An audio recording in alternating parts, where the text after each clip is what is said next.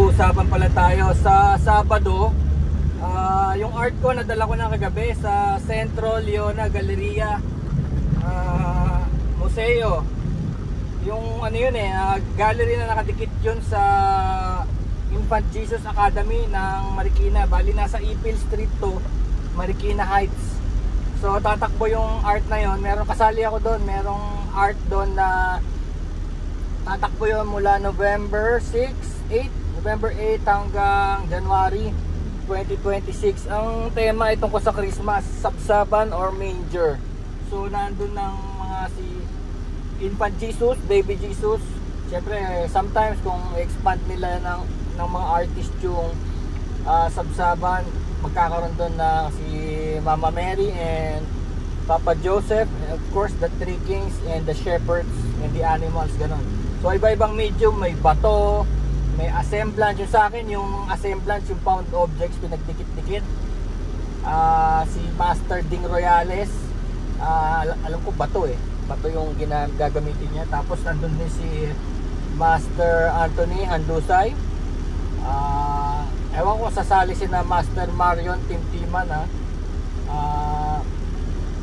kaya sila Grace Corpus, sila Ted Kamahalan. Hindi ko lang sure kung sasali yung mga yun, pero maraming artist.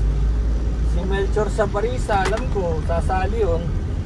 So masaya yun. Nandun ako siguro mga 1 PM pa lang, nandun na ako. Kasi kahapon nandun ako tutulong sana ako sa paglagay, pag-curate, ang tawag na pag-curate.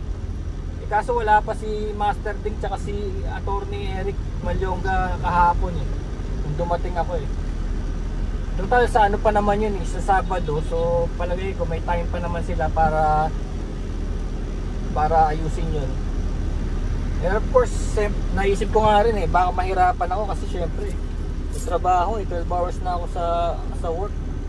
So hindi ko rin sigurado kung kakayanin ko kasi natulog din ako kahapon 2 PM tapos hanggang sa gabi, hanggang mag-alas 12 na ng gabi. Tapos pagising ko para pagod na pagod pa rin ako. Ganun talaga buhay sa mga BPO So yung kwento pala ng BPO natin, ito yun, nangyari kasi nung after pandemic. Of course sa mga racket ko naman, vlogging, nung program ako, diba, nagba-buy and sell ng mga condominium, ganun, mga sasakyan, gamit. Nung pandemic, sinasuggest sa akin ni Google mismo, kasi syempre creator ako, meron kaming creator channel. Sinasuggest sa akin ni Google na pumasok daw sa gaming, kaya ako nagkaroon ng gaming channel, yung Pinoy to Universe. Tapos sa cooking, malakas din daw yung cooking, pero hindi ko naman talaga matutukan, hindi kagaya ng mga ibang cooking channels na talagang sumikat sila, sina Panlasang Pinoy. Yan, sila yung nagsasuggest din ng channel ko pag may pumupunta sa channel nila. Kaya yung mga cooking channels ko na Caldereta, Babe Caldereta, yun, maraming viewers, saka maraming kinita yun dahil kila Panlasang Pinoy. At saka sino po ba yun? Ngayon kinuha na sila ng Nor dahil dun So yun, tuloy pa rin yun. Kaya lang medyo magastos kasi gumawa ng mga cooking videos na talagang pulido, Of course may mga editor sila, ako walang editor, napaka-busy ko na. Tapos siyempre multiple angles. Ganun din sa travel, Sa travel makikita mo yung iba talagang nakakabili na ng mga gamit, kaya medyo interesting yung mga ginagawa nila, tsaka marami sila. Kaya ako basically mag-isa lang. Ngayon dito naman sa pag-search ko sa YouTube tungkol sa kung ano ba yung pinakamalalaking industriya sa panahon na to. Last year ako nag-search that's 2024. Ang sabi is art daw, art and BPO. Yun ang sabi, art and BPO. Kaya nangyari ngayon sa art, nakilala ko naman sina Tim Burke, sina Anthony, sina Ding. So na-inspire din ako sa mga ginagawa nila. So nagtayo rin ako ng sarili kong gallery kasi may bakante ng mga space sa bahay. Yung isang office doon, ginawa ko ng gallery. Ang pangalan, Herrera Art Gallery. Hindi pa siya ganun kasikat, pero open naman yun pagka magpapaschedule lang kayo kung gusto nyo makita yung gallery. Sa Marikina Heights Herrera Art Gallery, that's my gallery. Kasi sabi nga, may pera daw sa gallery. Lumalabas, nasa $90 billion industry. And another $90 billion industry is the BPO. So wala akong kaalam-alam sa BPO. Ang alam ko lang, yung anak ko nasa BPO. May asawa na rin yun eh. So yung asawa rin niya nasa BPO. Matagal na. Siguro kung mga years na, meron na. Pero syempre, hindi ko 40 yun. Ngayon, pag search ko sa Google, sa YouTube, nakita ko, kung gusto ko mag-search tungkol sa BPO, nakita ko yung Metacom Careers. Nakalagay Metacom Career. So yun, sinundan ko ng konti yung channel nila. Tapos, ayun, sinabi nga yung mga types na, kasi wala akong kaalam lang, sinabi pa nga yung mga types ng mga BPO. Ang ginagawa ng mga yun, pumupunta sila sa labas ng mga BPO kasi inaantay nilang lumabas yung mga empleyado sa Cubao, sa Makati, sa PGC. Tinatanong nila kamusta ang buhay ng BPO. Ito mga bayaning puyat, tapos magkano ba sweldo, ayaw sabihin. Tapos may mga terminology sila, mga TL, OM, sinasabi yung TL pala yung team leader, yung OM yung operations manager. So mga ganon, mga OD, operations director, ganon, department head. So ang ginawa ko ganun, sabi ko, gayahin ko kaya itong Metacom Career. Magabang din kaya ako sa mga labas ng BPO, mag-i-interview din ako. So ang una kong pinuntahan, sabi ko yung pinakamalapit, dito sa may amin, Accenture, dyan sa bayan, sa may Markinton, meron dyan. Actually, yung Accenture na yun is only 5 kilometers away from sa bahay. 5 kilometer. Eh pag ikaw pala ay dumikit dyan, napakaraming hiring dyan. Talagang bala ko talaga mag-i-interview lang. Diretso na po kayo, qualified po kayo. Nung ko dyan sa interview, sinabing ganun, pwede po kayo kahit wala kayong dalang resume, biodata, ganun, interviewin lang muna kayo. Walang hiya, pumasa ako agad.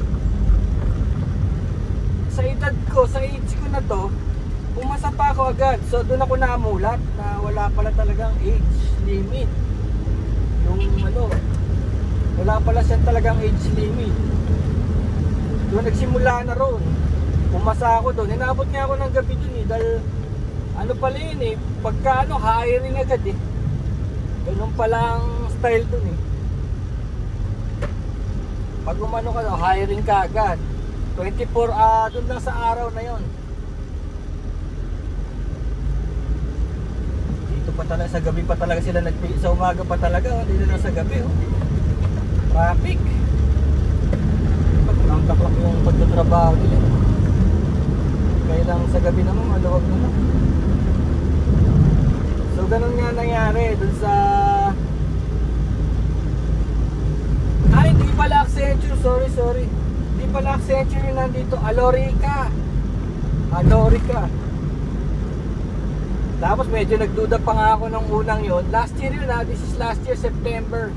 Sometime in September 2024. Sabi pa nga sa amin, sumakay kayo sa van, sabing ganon. Kasi dun sa mismong opisina nila, wala na raw computer, punong-puno daw, pula na raw. So nagtaka ako, sabi ko ba't pinasasakay kami sa van? Ano ba to? Ibang klase to? Pupunta na kami sa isang lugar out of the building. Alam mo kung saan kami nagpunta? Sa computer shop na sa may palengke. Nirentahan daw nila yung buong second floor ng computer shop. Doon kami interviewin, typing test, everything, voice test, lahat, typing speed, interview. Doon kami dinala. So sabi ko parang ano ba klase ito? Parang shady, parang hindi konektado rin sa mismong company na Alorica. Yung pala, totoo nga ganun nga talaga. Tapos meron pa nga kami yung show up fee, binigyan pa kami 1K. Binigyan kami 1K para lang dun sa araw na yun na pumasa kami. Tapos ayun, pinagantay lang kami ng ilang linggo para so pumasa ako doon. Pero totoo niya, first time ko, bagal ko mag-type dahil mabilis naman ako mag-type, kaya lang matagal ako na tenga eh. So bagal ko mag-type, di ko makakuha yung 30 words per minute na sinasabi nila, no? Tinulungan ako nung nagbabantay kasi alam niya may potential ako dahil magaling ako magsalita, mag-English. Kasi 5 years nga ako sa Middle East, di ba? So magaling ako mag-English. So inano na lang nila yung typing. Tapos yun nga, antay-antay. Di sige pa rin, sabi ko, ano ba to? Nangyari, wala akong na-interview. Kung hindi nakapasok ako, nakapasa. Kasi no way ka mag-interview. Ang daming alam mo yung headhunter, ang daming nag-aalok-alok doon. Sasabihin, dito na po kayo. Kala mo nag-aalok ng mga lupa, ganun, real estate. Either sila interviewin mo o hindi ka nila pagkakawalan kasi nag-uunahan sila. Ang dami talaga, parang merong kumikita sa referral fee sa loob. Nininegosyo nila, iba talaga Pilipino. Tignan mo whole year round sasabihin ko sa inyo, sa dami kong pinuntahang BPO, whole year round naghahanap sila ng empleyado. Referral fee, sign-in bonus up to 30,000.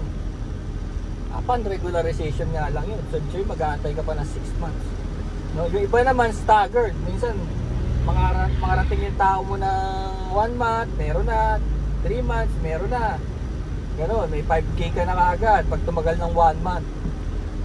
Pero yun na napansin ko, lagi silang nag-hiring. Tapos pag sinearch mo naman sa internet or ChatGPT, sabihin meron daw something wrong with the company kung lagi siyang always hiring. Kasi ChatGPT to hindi sa akin to. ChatGPT sinasabi niya, ibig sabihin ayaw nyo ng i-maintain yung mga taong may experience na sa inyo, yung alam na yung trabaho. Bakit constantly kailangan mo mag-train for 30 days? 30 days kami nagtitrain tapos syempre pag nag-training yan, mabagal pa yan sa simula. Kagaya namin, first 5 months hindi pa rin naman kami ganun kabilis, di ba? So hindi kami nagpapakinabangan, unlike yung mga tenured na tinatawag naming matagal na, yung mga naka 1 year na. So ganun ang kwento doon. Pero ganun pa man, yung company is always hiring, no? Hanggang ngayon sa amin, dyan sa pinapasok ko ngayon, lagi kaming open and always for referral. Pero napapansin ko lang din na sa loob, yung referral ko hindi nga na kinontak Ibig sabihin, may nangyayari sa loob, kaya hindi nakakarating yung mga referral na tunay na nagre-refer. Nangyayari tuloy, tinatamad.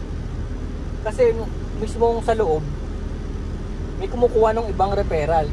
Kaya hindi tama, di ba? Kasi unang-una, kumpanya mo na yan empleyado ka na sa kumpanya Bakit ka kumukuha ng parang nakikibakas ka pa dun sa kita, sa sales, parang gano'n.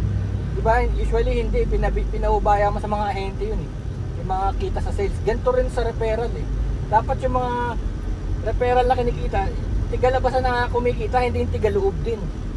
Kaya nangyari, tinatamad na yung mga ahente na maghanap sa labas, no?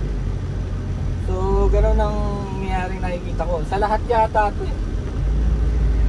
Diba? Lagi silang hiring.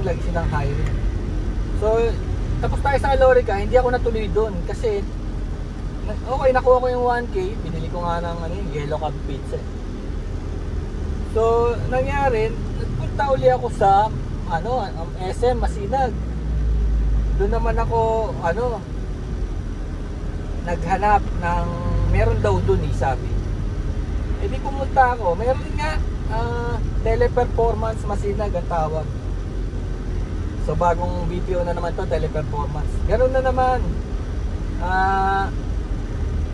Ewan ko ang daming pila, no? Ewan kung tingin nila sa akin senior na basta ang daming pila mga kabataan. Kasi alam mo rito, ang requirement is yung makatapos ka lang ng high school.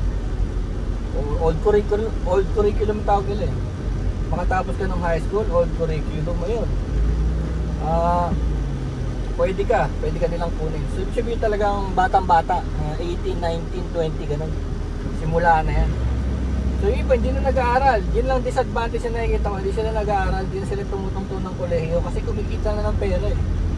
Yun lang nakita ko. Kaya lang, maganda rito, open siya sa lahat, on all ages. So, ayun, pina-interview ka agad ako. Eh, syempre, sa dami na ng kumpanyang pinasukan ko, di ba? Sanay na ako sa mga interview. Tapos meron pa ako mga hinahawakang mga tao. May business ako dati, di ba? Web design. So marunong din akong mag-lead sa electronics. So pumasa ako ron, teleperformance. Tapos tinanong ako, anong prefer mong account? Sabi sa akin. Sabi ko, I have no idea. Wala akong idea kung anong account. Sabi ko kahit ano. Siyempre, ang lakas ng loob ko eh. Dahil unang-una, galing ako Middle East, mag-isa lang ako sa bahay. Kumbaga, parang 5 taon ako doon at parang nadaanan ko na lahat eh. Parang actually excited nga ako eh sa mga bagong kasi dati wala naman yung BPO. Dati ang mga side kung gusto na maging working student, ano ba, Jollibee, McDo, di ba, service crew. Tapos nung time namin, mga 80s, hindi ka pa nga bibigyan ng 8 hours eh, bawal eh. Pag estudyante ka, hindi ka bibigyan ng 8 hours. 4 hours lang. Part-time lang kasi alam nila mauubos ka eh. Hindi ka gaya ngayon, may kasama kami estudyante sa call center. 10 oras na sa call center, estudyante pa. So mapapabilib ka rin sa mga ganun, ano? Nagagawa nila, nakakayanan nila. Sana yan lang. Puyat na puyat, tapos diba? Puyat na puyat sila, tapos ganun pa.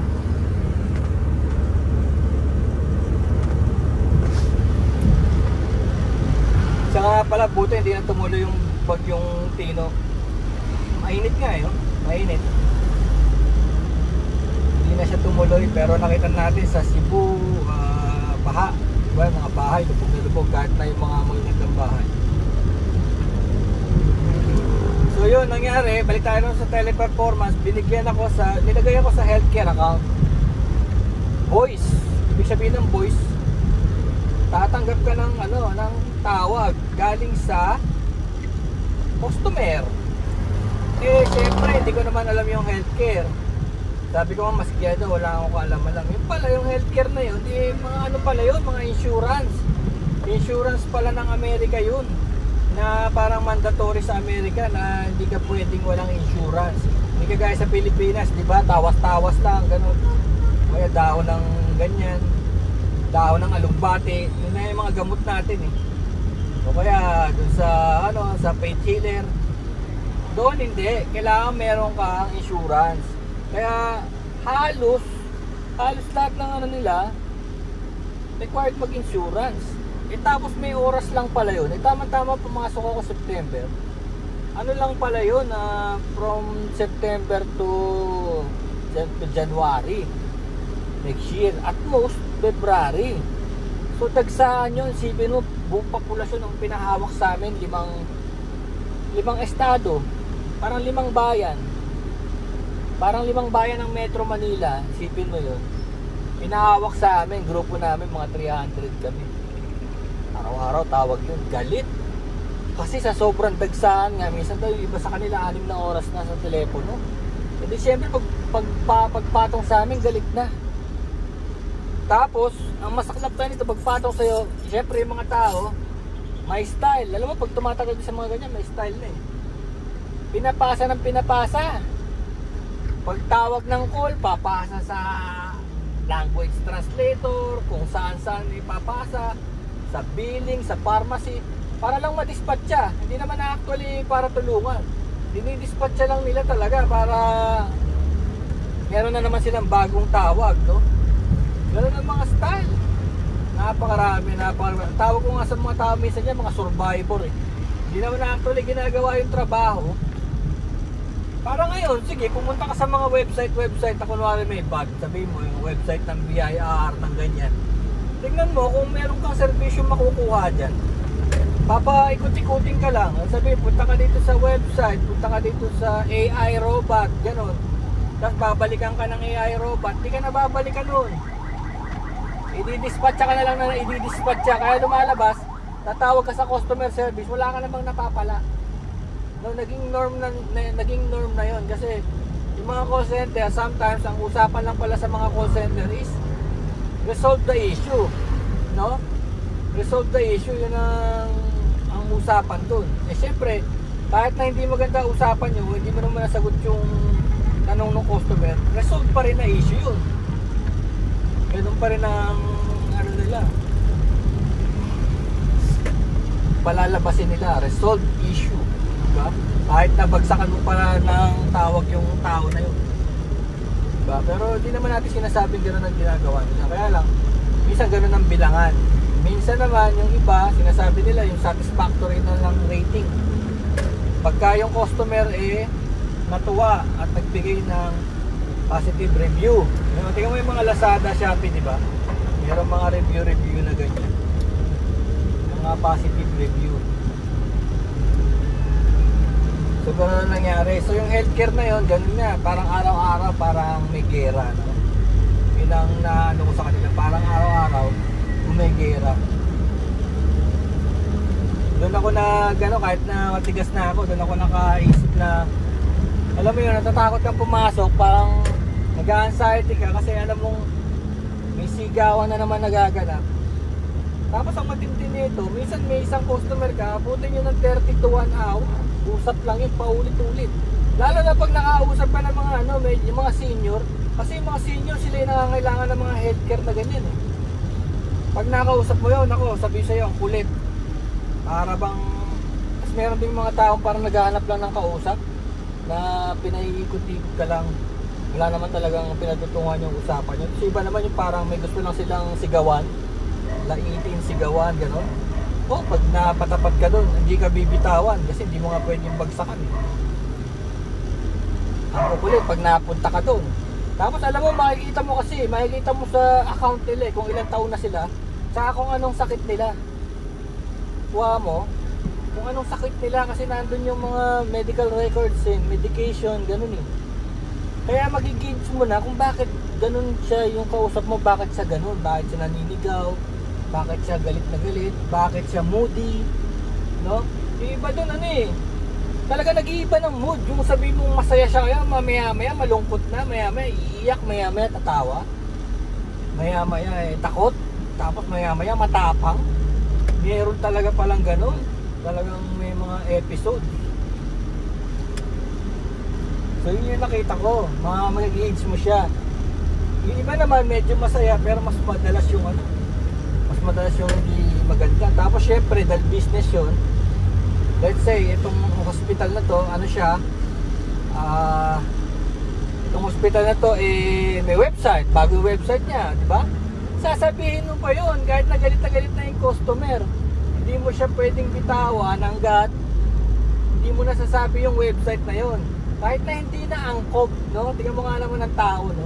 Kahit hindi na talaga angkop, bigla mo lang ipababanatan na habang galit na galit siya, ipitin mo, titira ka ng mabilis na salita para masabi mo lahat ng kailangan mong masabi ayon doon sa pinilalagay ng quality control, no? Quality people. So dahil sa quality, parang ang tanga doon, hindi na ang pinagsasabi mo pero kailangan mong gawin, no? Yung parang galit na, minumura ka na, bigla mo sasabihin, is there anything else? Tapos di mo na nakakaantayin yung sagot niya kasi baka ibaba niya o magmura, no? F you, bag, hindi mo na antayin niya, is there anything else? Please visit our website, www, ganyan, healthcare.org, ganun. Ipilitin mong sabihin yun para lang. Tapos pag may iaalok ka pa, let's say sabihin nila may gamot na bagong iaalok mo pa yun kahit galit na. Bibilisan mo kasi kailangan pumasok yun sa recording bago bagsakan ka ng customer dahil galit na dahil kung ano-ano ang pinagagawa mo. Magtatanong siya ng mga solusyon sa healthcare niya, ikaw naman binabanatan mo siya ng mga advertisement, diba? Tapos nasabihin mo pa, bandang uli, may survey. There will be a survey after this, ganyan. Please find some time, ganyan, click ganyan. Kung ako talaga mabibuisit din ako. Pero ewan ko, ganun ang mundong ginawa natin eh. Kung bakit naging serbisyo yung ganitong style, no? Kung bakit naging serbisyo. Bakit natin tinawag na serbisyo yung ganitong klase ng magtawag, no? Pero yun gano'n na nauso Kailangan talaga merong quality. Kumbaga meron kang, hindi basta usap to, meron kang piniplease na supervisors, no? Mga leaders mo. Tapos yung leader mo meron ding boss yun, di ba? Kailangan gawin yung trabaho nila para sa boss nila. Tapos merong nagbabantay na quality assurance, no? Mga tao sa quality. Binabantayan lahat ng sinasabi mo, binabantayan lang ang ginagawa mo, tapos hinahanapan nila ng mali para may tama. So, nandun yung mixture na yun, no? Parang dilemma na yun. Kasi pag na-markdown ka, kasi tinatawag nila pag may mali ka sa proseso, pwede kang matanggal. Ganon. Yung mga taong, alam mo na, may mga tao talagang mahal na mahal yung trabaho nila, ayaw nang apply. Kahit bata pa, ganon. Matatakot sila. Minsan, weekly, nire-review sa mga ginagawa mo, weekly. So, yun yung buhay na yun, dun sa kabila, sa healthcare na yun. Pero syempre, dahil nga mature na ako, wala akong sinisisi, no? Hindi kagaya ng mga medyo bata-bata na murahin nila yung mga pinanggalingan nila. Pero actually, nung time na yun, tinanggap sila ng maayos, binigyan sila ng trabaho, binigyan sila ng pera, di ba? Pero actually, wala pa naman talaga silang tinapos, no? Wala pang pinaghirapan sa buhay. Hindi sila naghirap sa magiging expert sa isang field, no? Kagaya ng engineers, doctors, architects. Sila out of parang hilaw pa, out of high school. Nandun na kagad, nakikipagsabayan na rin sa mga matatanda, and nagiging independent. Kaya yung iba nagmamalaki na sa pamilya, malayas na, susulo na, di ba? Bilipin na. So gano'n na nakikita mo, kasi nakikita nila na parang this is it, habang buhay ko na to. Gano'n na mga nakikita nilang mga scenario doon. So nakikita niyo yung mga good and bad, Ngayon, eto dito sa presently, siyempre maganda siya kung sa maganda, no? Kasi unang-una, libre kami pagkain dyan. Saka maganda facilities, kasi itong pinusukan ko ngayon, kung sa facilities lang, number 1 sila sa dinami-dami ng mga BPO. Sabihin natin top 100 na BPO, number 1 sila sa facilities. Kasi meron kaming mga dyan, yung mga building namin, yung mga floors namin, may tema, may team, may Atlantic, ganyan, merong forest. So binabago-bago yun, kaya mga facilities namin maganda, no? Pero syempre computer namin, hindi naman binabago lagi yun, medyo luma pa rin. Pero gumagana naman, kaya naman niya yung trabaho. Tapos libre kami pagkain, kasi naniniwala yung may-ari na sina Boss Bryce na kailangan yung pagkain talaga as motivation. Tapos may mga gym, kasi triathlete na sina Boss Bryce, may mga liguan, no? So lahat yun, nila yung balanced lifestyle. Yun nga lang, sa lahat ng mga ganyang BPO, ang lalamig, ang lalakas ng aircon, kaya talagang madi-deep freeze ka. Puro kami lagi naka-jacket, pero ng namin dyan, para kaming karne. Hindi lang dito kahit nasa dati kong pinanggalingan. Tapos naman yan meron naman tinatawag na work from home, yung nagtatrabaho sa bahay. So kung gusto mo ng ganang alternative, yun, magsiset up nga lang naman ng facilities, ng kwarto, yung walang storbo, internet. Kung mag-aircon ka rin, magbabayad ka ng kuryente mo, diba? Hindi naman babayaran ng yun, bigyan ka lang na subsidy around 2,000 yata pandagdag sa internet tsaka sa kuryente.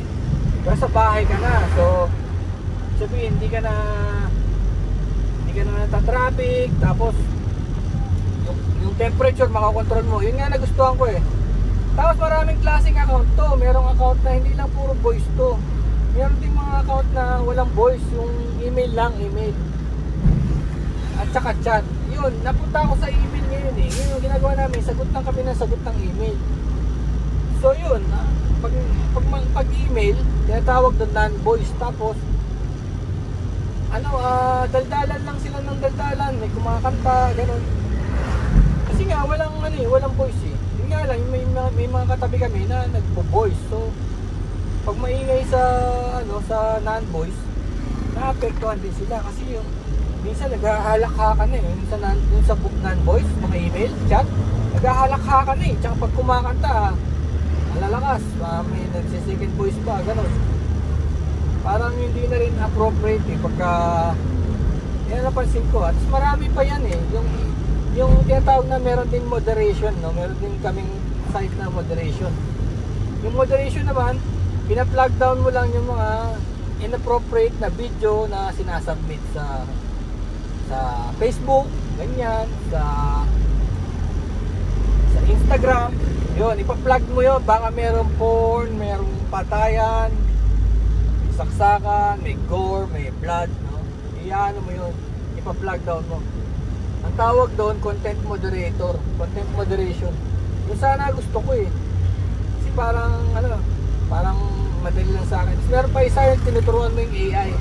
Yung mga chatbot, tinuturuan mo maging matalino. Saka tinuturuan mo makaka-recognize sila ng mga bagay-bagay. No? So yan muna ang session natin regarding sa BPO. Tuloy na lang natin next time. Touchdown na. Touchdown.